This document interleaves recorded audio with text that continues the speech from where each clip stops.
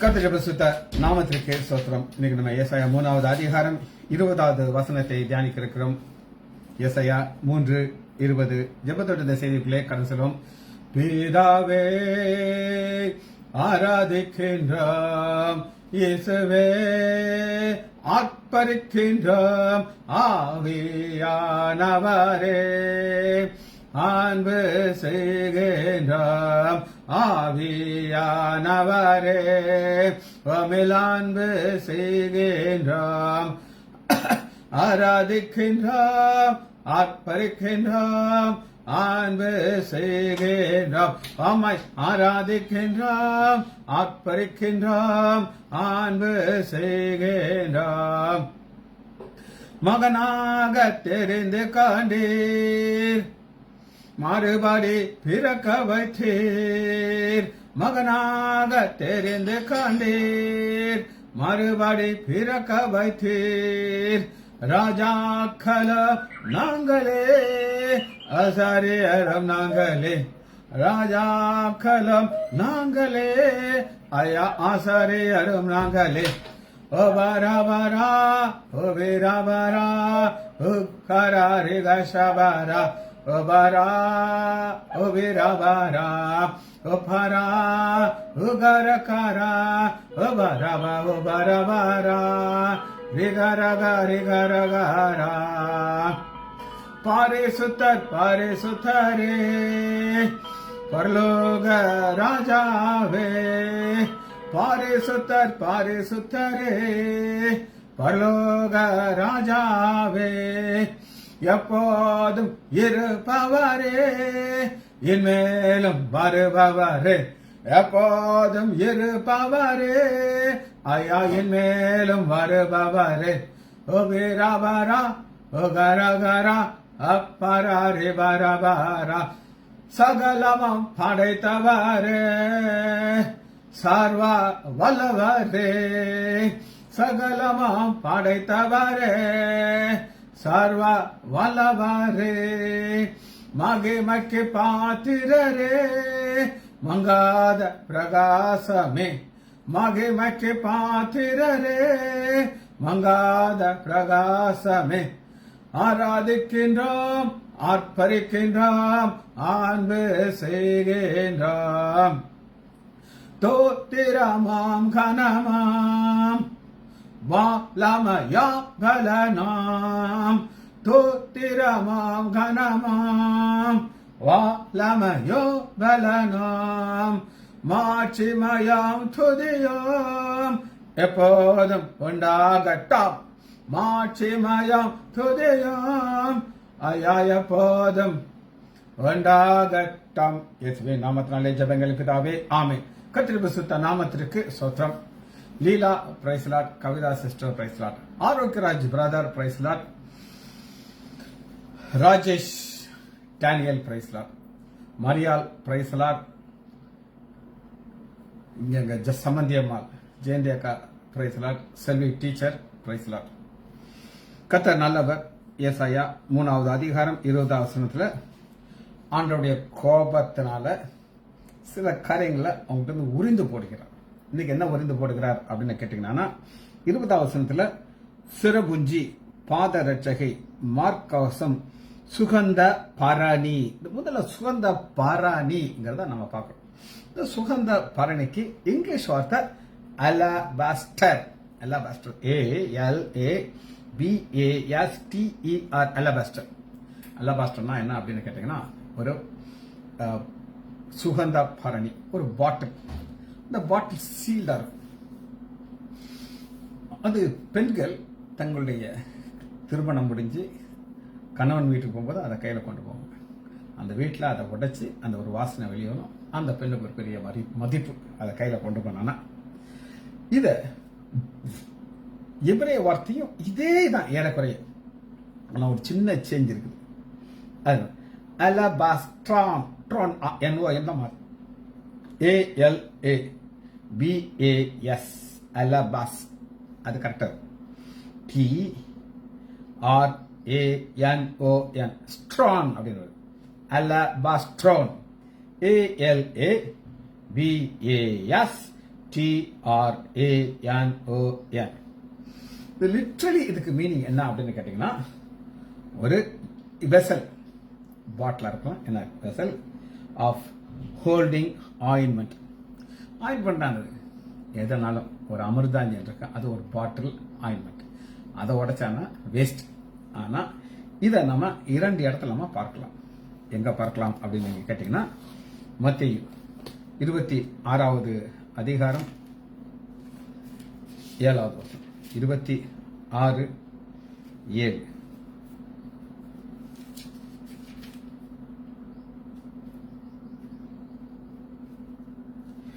ஒரு ஸ்திரீ வெளியேற பெற்ற பாறைமல தைலமுள்ள வெள்ளை கல் பரணியை கொண்டு வந்த அலபாஸ்டர். அதை போஜன பந்தியில் இருக்கும்போது அந்த தைலத்தை அவர் சிரசு மேல் ஊற்றினார்.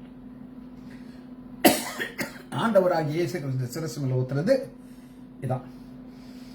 இத எல்லாரும் என்ன சொன்னாங்க, இது வீண் செலவு அப்படிங்கிறாங்க. அவங்க என்ன சொன்னாங்க, இந்த தைலத்தை உயர்ந்த விலைக்கு விட்டு, அப்ப வெரி எக்ஸ்பென்சிவ், உயர்ந்த விலைக்கு. அதாவது ஸ்காலர் என்ன சொல்றாங்கன்னு கேட்டீங்கன்னா, ஒரு பெண் ஒரு வருஷத்துல சம்பாதிக்கிறது இது. இயேசு அதை அறிந்து அவளை நோக்கி, இந்த ஸ்திரியை ஏன் தொந்தரவுப்படுத்தீர்கள், என்னிடத்தில் நற்கிரியை செய்திருக்கிறார். தரத்தில் எப்பொழுது நோக்குறார், இது எதற்காகனா என்னுடைய அடக்கம் மனதிற்கு எத்தனமாக முந்திக் கொள்றார்.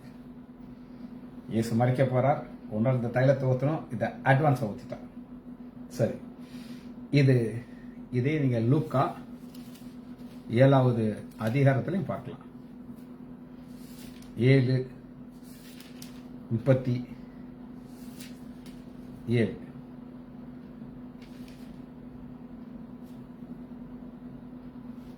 அப்பொழுது அந்த ஊரில் இருந்த பாவியா இருந்த ஒரு ஸ்திரீ அந்த பரிசேயன் வீட்டில இருந்து ஒரு பரணி பரிமள தைலத்தை கொண்டு அவர் பாதங்கள் அருகே நின்று அதை பரிமள தைலத்தை பூசினார்.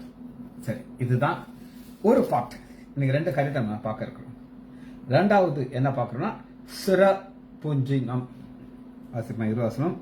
சிரபுஞ்சினம். இந்த சிரபுஞ்சினங்கிறது தமிழ்ல கிளியரா இல்லை, ஆனா இங்கிலீஷ்ல மிக அழகாக இருக்குது. ஆம்லெட். ஆம்லெட் தமிழ்ல வங்கி அப்படின்னு நீங்க பார்த்துருக்கீங்க. வங்கி பெண்கள் போட்டிருப்பாங்க. இந்த சில நான் பார்த்துருக்கேன், ஒரு பாம்பு மாதிரி ஒரு இருக்கும் இந்த இடத்துல. இது ஒரு மிக அருமையாக பார்க்க மிக அழகாக இருக்கிற ஒரு வங்கி. சரி, இந்த வங்கிய ஆம்லெட்டை நம்ம 2ஆ பிரிச்சு பார்த்தா தான் இது நமக்கு புரியும். ஆம், ARMR. இது நீங்க கிரேக்க மொழிக்கு வந்துடும். எபிரேய மொழியில உங்களுக்கு அலபாஸ்டர் சொல்லி கொடுத்தேன். இப்ப நம்ம பார்க்கிறது ஆம் ஜோரா. ZROA. ஜோரா. ஜோரா. ZROA. ஜோரா. ஆம். இந்த ஆமுக்கு என்னெல்லாம் அர்த்தம் இருக்கு அப்படின்னு கேட்டீங்கன்னா, பவர், ஸ்ட்ரென்த். பவர், ஸ்ட்ரென்த்ங்கிற அர்த்தம் உரியது. சரி, இது நீங்க எங்க பார்க்கலாம் அப்படின்னு கேட்டீங்கன்னா, பவர் ஸ்ட்ரென்த் உபாகமம் 33வது அதிகாரம் 20வது வசனம். 33:20. காத்தை குறித்து காத்துக்கு விசாலமான இடத்தை கொடுக்கிறவர் ஸ்தோத்திரிக்கப்படக்கு. அவன் சிங்காசனத்தை போல தரித்து புயத்தையும் உச்சந்தலையும் பிரிப்பணும். புயத்தையும், அப்ப அவனுக்கு ஒரு எக்ஸ்ட்ராடினரி பவர் கொடுக்கிறாரு. அந்த பவர் ஆம்ல இருக்கு, கரத்துல இருக்கு. அதான் ஜோரா. ஜோரா. ஜோயி கிடையாது, ஜோரா. சரி, இது என்ன அர்த்தம் அப்படின்னு கேட்டீங்கன்னா, 2வது இந்த ஆம் அடுத்த ஒரு கனெக்டிங். இது எங்க இருந்து ஆம் வருதுன்னா, மார்பிள் இருந்து வருது, செஸ்ட்ல வந்து. அதனால அதையும் நம்ம பார்க்கணும். இது நம்ம அடுத்து பார்க்கறதுனா மார்க்கச்சை அப்படின்னு இருக்கு. வசனத்தை வாசிப்போமா? 20வது வசனம். சிரபுஞ்சி பாதரட்சி மார்பு கச்சை. மார்பு கச்சைங்கிற என்ன பார்ப்போம். மார்புங்கிறதுக்கு செஸ்ட். ஆனா கிரேக்க வார்த்தை தொராக்ஸ். THORAX. THO மேல ஒரு கோடு, RAX. இந்த தொராக்ஸ்ங்கிறது எங்களுக்கு ரொம்ப ரொம்ப ரொம்ப ஃபெமிலியரான ஒரு காரியம். ஏன் எங்களுக்கு ஃபெமிலியர்னா, எங்களுக்கு எப்படி அனாட்டமி பிரிப்பாங்க நான் சொல்லித்தரேன். முதல் ஹெட் அண்ட் நெக். இது 2 ஒரு காம்பினேஷன். Head and neck. ரொம்ப காம்ப்ளிகேட்டட் இருக்கும். இதுக்குள்ள நாங்கள் ஸ்கல்லை படிக்கணும், பிரெயினை படிக்கணும், ஏகப்பட்ட காரியத்துக்கு. ஹெட் அண்ட் நெக் ஒன்று. அடுத்து அப்பர் லிப், 2 கையும் அப்பர் லிப். அடுத்து தோராக்ஸ். ஆனா அன்னைக்கு தோராக்ஸ் படிக்கும்போது இது கிரேக்க வார்த்தை எங்களுக்கு தெரியாது. Thorax, THORAX, thorax. அப்புறம் அப்டமன். இப்போ தோராக்ஸையும் அப்டமனையும் நாங்கள் எப்படி செப்பரேட் பண்ணுவோம் அப்படின்னு கேட்டிங்கன்னா, டயஃப்ரம். டயஃப்ரத்துக்கு மேலே இருக்கிறதெல்லாம் தோராக்ஸ், டயஃப்ரத்துக்கு கீழே இருக்கிறதெல்லாம் அப்டமன். அப்புறம் பெல்விஸ், லோயர். இதுதான் நாங்கள் படித்த அனாட்டமியில் upper limb, lower limb, thorax. தோராக்ஸை தான் பிரஸ்டாக நம்ம பார்க்கணும். சரி, தோராக்ஸ், பிரஸ்ட். இதுல இன்னொரு வார்த்தை கொடுத்திருக்காங்க. அது என்னன்னா கோர்செலட், CORSELET, கோர்லெட் பிளேட், செஸ்ட் பிளேட். இது ஃபுல்லா தோராக்ஸா இருந்தாலும் மார்புக்கு பிரஸ்ட் பிளேட், மார்பு, செஸ்ட், பிரஸ்ட் கிடையாது, செஸ்ட்.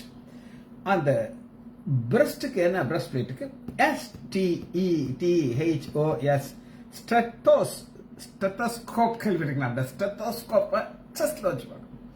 அதுல தான் ஸ்டெத்தோஸ், ஸ்டெத்தோஸ், STETHOS, ஸ்டெத்தோஸ். இதை நீங்க பைபிள்ல எங்க பார்க்கலாம் அப்படின்னு கேட்டீங்கன்னா, லூக்கா எடுத்துக்கொள்ளுங்க, 18வது அதிகாரம், பிரஸ்ட் 18, 13. ஆயக்காரன் தூரத்தில் நின்று தன் கண்களை வானத்துக்கு எடுக்க துணியாமல் தன் மார்பிலே அடித்துக் கொண்டு தன்னுடைய கோஸ்ட்ரட்டில் அடித்துக்கொண்டு மார்பில் அடித்துக்கொண்டு. இதுதான் மார்பு. இதுல வச்சுக்கிற பிளேட், செஸ்ட் பிளேட். ஆண்டவராகிய இயேசு கிறிஸ்துடைய மார்பில் சாய்ந்து கொண்ட சீசனை யோவான் 13வது அதிகாரம், யோவான் 13:25, 13:25. அப்பொழுது யோவான் இயேசுவின் மார்பிலே சாய்ந்து கொண்டு, ஆண்டவரை யார்? பிரஸ்ட், ஸ்டெத்ரோஸில் சாய்ந்து கொண்டு. சரி, கடைசியாக ஒரு வார்த்தையை வாசிச்சு இதை நம்ம முடிக்க இருக்கிறோம். மாஸ்ட்ரோஸ், மாஸ்ட்ரோஸ், MASTOS. மாஸ்ட்ரோஸ் அப்படின்னா இதை வந்து பன்மையாக பார்க்கணும். அதாவது இது முழுவதும் செஸ்ட், இது முழுவதும் செஸ்ட். ஆனா பன்மைங்கிறது 2.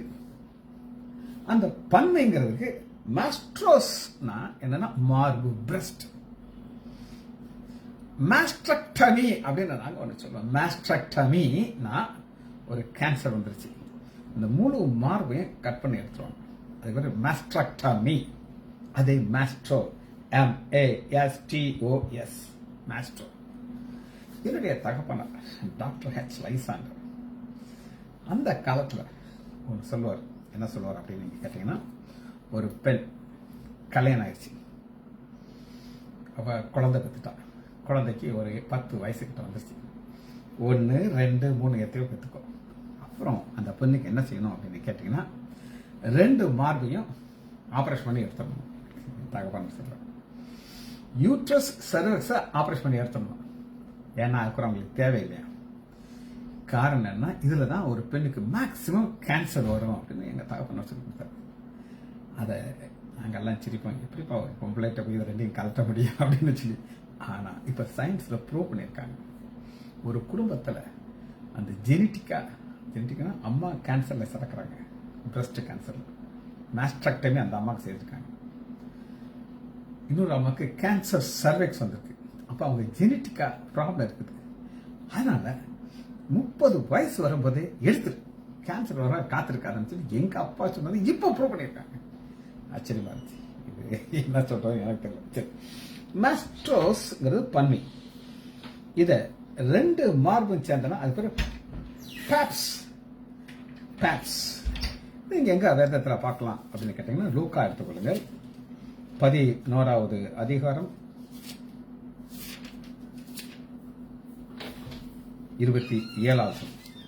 லூக்கா 11:27. ஆண்டவராக இயேசு கிறிஸ்து சிலுவையை சுமந்து கொண்டு போயிட்டு இருக்கிறார்.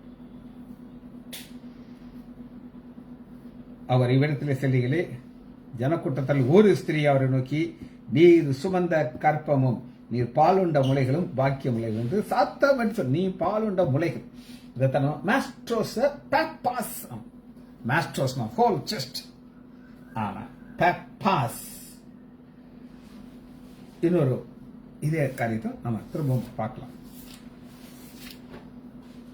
லூக்கா 23வது அதிகாரம் 29.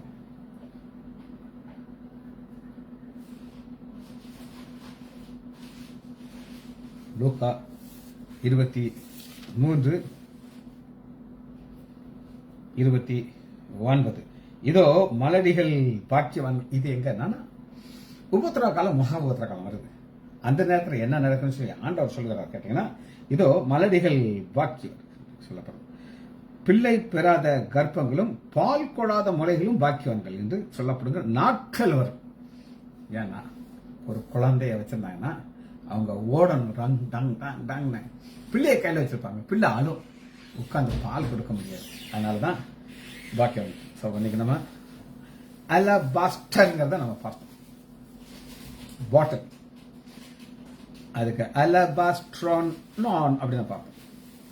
ஆம், ஜோரா ZROA ஜோரா, மார்பு கச்சை, thorax, breast, ஸ்டெத்தோஸ்,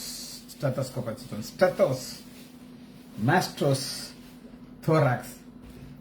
உங்களுக்கு சந்தோஷமா இருக்கும் இல்லையே? எனக்கு ரொம்ப சந்தோஷமா இருக்கு இதை சொல்லிக் கொடுக்கிறது. சரி, இப்ப நம்ம வாசனத்துக்குள்ள வருகிறோம். எடுத்துக்கொள்ளுமா?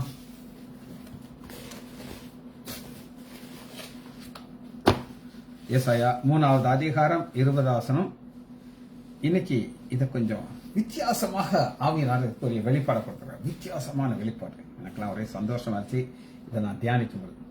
இப்ப நீங்க பார்க்கிற அத்தனை காரியங்களும் எதுக்காக ஆண்டவர் உண்டு பண்ணி கொடுத்தார் அப்படின்னு கேட்டீங்கன்னா, காணிக்கைக்காக உண்டு பண்ணாங்க. நம்ப முடியுதா உங்களுக்கு? டெக்கரேட்டிவாக இந்த மக்கள் ஸ்டைலா போட்டுட்ட காரியம் நடக்கிற ஒவ்வொரு காரியம் இதுக்காக என்னன்னா டெக்கரேட்டிவ் கிடையாது. இது ஒரு ஆண்டவருக்கு காணிக்கையாக கொடுக்கிற பொருள். ஒரு டீட்டெயிலான ஸ்டடியை நான் வச்சிருக்கேன். என்னாகமம் 31வது அதிகாரம் 50வது வசனம். 31:50. ஆகையால் கர்த்தருடைய சந்நிதியிலே எங்கள் ஆத்மாவுக்காக பாவ நிவர்த்தி செய்யும் பொருட்டு எங்களுக்கு கிடைத்த பொற்பணிகளாகிய பாதரட்சை. 20வது வசனத்துல அப்படி இருக்காங்க. பொற்பணிகளாகிய பாதரட்சை, அஸ்த கடங்களையும் மோதிரங்களையும் காதணிகளையும் காப்புகளையும் கர்த்தருக்கு காணிக்கையாக கொண்டு வந்தோம். காணிக்கையாக வந்த காரியம் தான் இவங்க என்ன செய்றாங்க, ஜாலியா போட்டுட்டு மினிக்கிட்டு நடக்கிறாங்க. அதான் சரியான வார்த்தை. அப்பொழுது மோசையும் ஆசாரியன் எலியாசாரும் சகல வித வேலையை செய்கிற அந்த பொன்னாபர்கள் அவர்களை வாங்கினார்கள். இப்படி வாங்கி ஆண்டவருக்காக இதுக்கு போயிச்சது. சரி, இது எங்க இருந்து இது கிடைச்சது அப்படின்னு நீங்க கேட்டீங்கன்னா அதை நம்ம பார்க்கிறோம். இது எங்க இருந்து கிடைச்சது? என்னாகமம் 31வது அதிகாரம் 2வது வசனத்துல, இஸ்ரவேல் புத்திரர் நிமித்தமாக மீதியார் இடத்துல பழி வாங்குவாக. இப்ப லாஸ்ட் டாஸ்க் மோசைக்கு கொடுத்தார். நீ இளைப்பாறப்ப ரெஸ்ட் எடுக்க போற.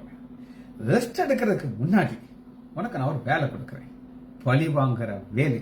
அந்த பழி வாங்கும் போது பழி வாங்குறது என்னுடையதுங்கிறார். ஆனா அதுக்கு ஒரு ஆள் தேவை. இப்ப மோசைட்ட உனக்கு லாஸ்ட் வேலை, அதற்கப்புறம் நீ சேர போற. 3வது, அப்பொழுது மோசை ஜனங்களை நோக்கி, கர்த்தர் நிமித்தம் மீதியானத்திலே பழி வாங்கப்பட்டு உங்களுக்கு அவர்கள் மேல் யுத்தம் பேர்களாக செப்பரேட் பண்ணு. இப்போ ஒவ்வொரு கோத்திரத்திலிருந்து 1000 பேர் வரும். 12 கோத்திரம், 12,000 பேர் வந்தாச்சு. 12வது யுத்த வீரர்கள் நிறுத்துறார். அப்படி இருக்கும்போது இந்த ஒரு நபர் அவங்களுக்கு நான் காட்டுறேன். ஒரு ஸ்பெஷலான ஒரு மனிதன். மோசே அவளை நோக்கி, ஆசாரியனாக எலியாசாரின் குமாரனும் பினாகாசை யுத்தத்துக்கு அனுப்புகிலே அவன் கையிலே பரிசுத்த தட்டுமுடியும் துணிகள் பூரிகை கொடுத்தான். யார் இந்த பினகாஸ்? யார் இந்த பினகாஸ்? பாப்பமா, பினகாச உங்களுக்கு நான் காட்டுறேன். அது என்னாகமம் 25வது அதிகாரம் 11வது வசனத்தை பாருங்க. 25:11 பிலியாம் சொன்ன ஆலோசனைப்படி ஒரு வேசித்தனத்தை சாத்தான் உள்ள வந்துட்டான். உள்ள வந்து எல்லாரும் பார்த்துக்கிட்டு இருக்காங்க. 5வது வசனம், அப்பொழுது மோசே இஸ்ரேல் நதியில் இருந்தபோது, அப்பொழுது மோசே இஸ்ரேல் புத்திராக சபையெல்லாம் வாசல் இருக்காங்க, அழுது கொண்டிருக்கிறாங்க. அவளுக்கு முன்பாக இஸ்ரேல் புத்திரர்கள் ஒருவன் மீதியான ஸ்திரியை தன் சகோதரர் அழைத்துக் கொண்டு வந்தான். அதாவது ஓப்பனா அவங்க ஒரு பாவத்தை செய்யறாங்க. மோசே இருக்காருங்கிற பயமெல்லாம் கிடையாது. எல்லாரும் அழுதுகிட்டு இருக்காங்க. மோசே ஏன் அழுதாருங்க? அவர் யாரோ சாந்த குணம் உள்ளவர். அவரால் அழதான் முடியும், ஈட்டியெல்லாம் தூக்க முடியாது. அதை ஆசாரியனாகிய ஆரோனின் குமாரனாகிய எலியாசாரின் மகனாகிய பினாகாஸ் கண்ட பொழுது அவன் ஒரு நடு சபையை ஒரு ஈட்டியை தன் கையில பிடித்துக் கொண்டு இஸ்ரேல் அந்த அறையில வேசித்தமர அறையில உள்ள போய், அறைனா அது வந்து டென்ட் தாங்க, டென்ட்டை தான் அறைன்னு சொல்றாங்க. அவனுக்கு பின்னாடி போய் இஸ்ரேல் மனிதனும் அந்த ஸ்திரீ மிருக்கு ஒரு ஈட்டியை உருவா குத்தி நான் சொல்லி சாண்டிச்சு. அதாவது பெண் கீழே படுத்திருக்கா, அந்த ஆம்பளை மேல படுத்திருக்கான், ஈட்டி நடுவில் சுவாங்கியா வந்துருச்சு. நீங்க பாத்திருக்கீங்களா? நான் பார்த்திருக்கேன். சாண்ட்விச் நடுவில் ஒரு குச்சியை சொல்லி வச்சிருப்பாங்க, குத்தி போட்டான். அப்பொழுது இஸ்ரேலுக்கு உண்டான வாதை நின்று போச்சு. அதனால ஆண்டவர் என்ன சொல்கிறார் அப்படின்னு கேட்டீங்கன்னா, நான் என் எரிச்சலில் இஸ்ரேல் நிர்மூலமாகாதபடிக்கு ஆசாரியன் குமாரனாகிய பக்தி வைரத்தை காண்பித்தார். பக்தி வைரத்தை. அதனால ஆண்டவர் என்ன செய்யறாரு? 12 வசனம் பாருங்க, ஒரு ஸ்பெஷலா ஒண்ணு கொடுக்கிறார். ஆகையால் இதோ அவனுக்கு என் சமாதானத்தின் உடன்படிக்கையை கட்டளையிடுகிறேன். இந்த சமாதானத்தின் உடன்படிக்கையை கட்டளையிட்ட இந்த பெனாகாஸ் தான் பூரிகை எடுத்த போது என்ன யுத்தத்துக்கு போறாங்க. சரி, யுத்தத்துக்கு போய் இவங்களுக்கு ஒரு ஜெயத்தை ஆண்டவர் கொடுக்கிறார். அந்த ஜெயத்தை எப்படி கொடுக்கிறார் அப்படின்னு கேட்டீங்கன்னா, 7வது வசனத்தை வாசிப்போம். என்னாகமம் 31:7. கர்த்தர் மோசேக்கு கட்டளையிட்டபடியே அவர்கள் மீதியானுடைய யுத்தம் பண்ணி புருஷர்கள் யாவரையும் கொன்று போட்டார்கள். ஆனா பெண்களையும் குழந்தைகளையும் மீதி வச்சிட்டாங்க. பெண்களையும் குழந்தைகளையும் கொன்று போட்டதுல இன்று மீதியானியுடைய 5 ராஜாக்கள் ஏலி, ராக், சூர், ஊர், ரோபாக் என்பவர்களை கொன்று போட்டார்கள். பேலியான் குமாரனாகிய பீலியாமின் பட்டயத்தில் கொண்டு. இந்த பீலியாமுக்கு என்ன ஆசை அப்படின்னு கேட்டீங்கன்னா, நான் நீதிமான் மறிக்கிறது போல மறிக்கணும் ஆசை. அப்படி ஆசை இருந்துச்சு. ஆனா தவறான ஆலோசனை கொடுத்தான், அந்த கொண்டுபட்டார். இதுல அன்றையும் இஸ்ரேல் புத்திரர்கள் மீதியா இருந்த ஸ்திரீகள் குழந்தைகளை சிறைப்பிடித்து மிருகங்கள் எல்லாத்தையும் கொண்டார் கொள்ளையாளர்கள். அவர்கள் குடியிருந்த ஊர்களிலே எல்லாத்தையும் அக்னியால் சுட்டுச்சாங்க. எல்லாத்தையும் கொண்டு வந்த போக மோசே ஆசாரியனாகிய எலியாசார் சபை பிரபுகள் எல்லாம் போறாங்க. அப்பொழுது 100 சேனர்கள் மேல் கோபம் கொண்டு அவர்களை நோக்கி, ஸ்திரீகளை ஏன் எல்லாரும் உயிரோடு விட்டீர்கள்? காரணம்னா 16 பேலியாரின் சந்திக்கத்தில் இந்த பீலியம் ஆலோசனை சொன்ன இது விரோதம் இந்த பெண்கள் தானே அப்படிங்கிறாங்க. இந்த பெண்கள்ல 2 வகையா பிரிக்கிறாரு மோசே. அது எப்படி 2ஆ பிரிக்கிறார் அப்படின்னு கேட்டீங்கன்னா, அதாவது ஒரு திருமணம் ஆச்சோ ஆகலையா அது கிடையாது. அந்த பெண்கள் வெர்ஜின் கிடையாது. அதாவது கன்னிங்கிற ஒரு கூட்டம் ஒண்ணு, இன்னொன்னு கன்னி இல்லாத பெண். கன்னி இல்லாத பெண்களுக்கு திருமண ஆற்றல், அவங்களுக்கு செக்ஷுவல் அனுபவம் இருக்கு. அந்த அனுபவம் இருந்தனாலதான் இவங்க என்ன செய்தார்கள் அப்படின்னு நீங்க கேட்டீங்கன்னா, என்ன ஆகணும்?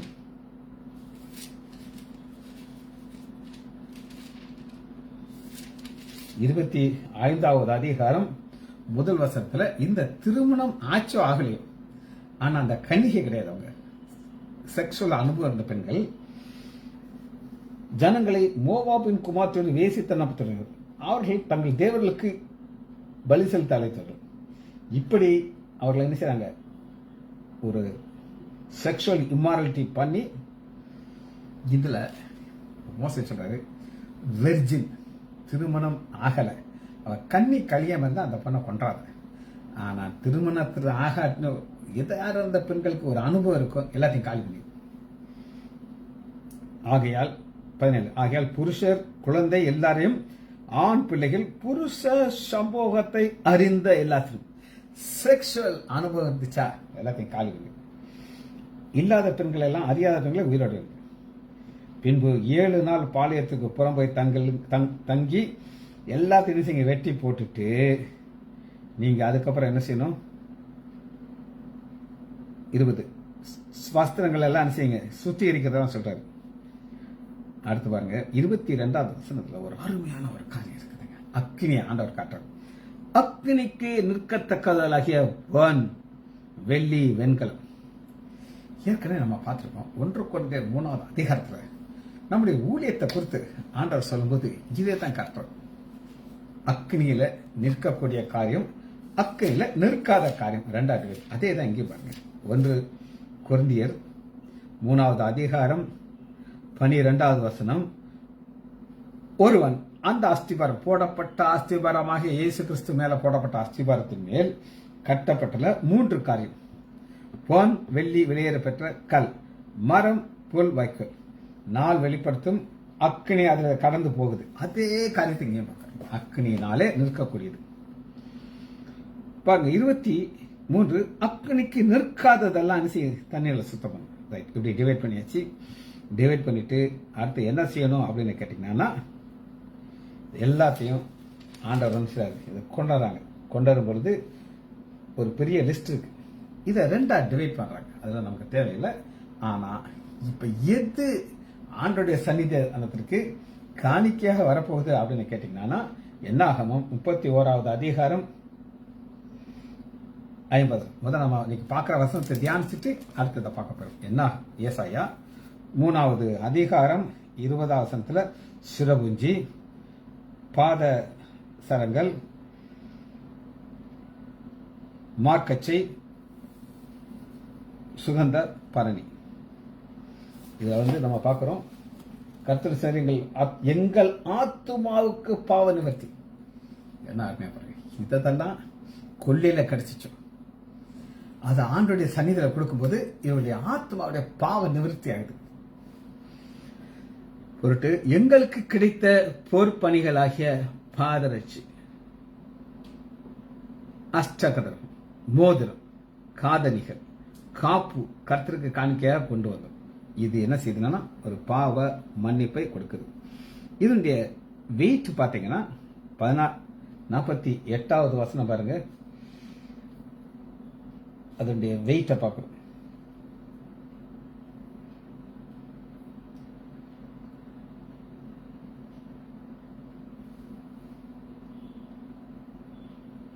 $16,750 ஷேக்கல் வெயிட் இருக்கு. 16,670 ஷேக்கல் வெயிட் இருக்கிறது.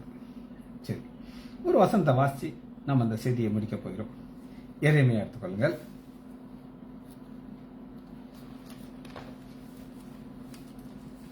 பதிமூணாவது அதிகாரம்